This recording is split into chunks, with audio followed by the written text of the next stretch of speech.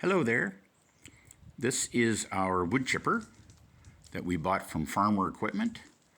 We've been very pleased with it, but most of the wood chippers that we've seen have a little bolt right there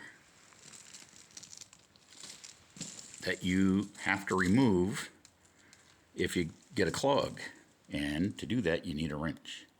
So I've made a little change, and I'm going to put you down over here.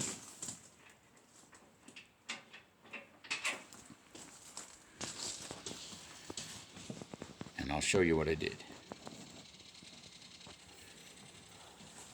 I took that bolt, and then I took a 4-inch bolt. I welded it to the end. I welded the nut on the end.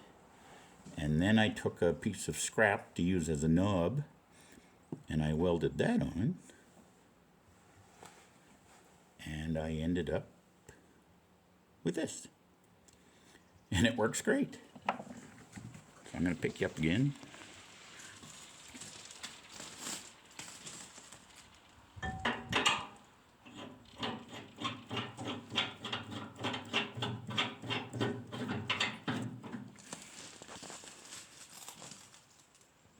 And I don't need a wrench anymore. Hope this can help somebody. Take care.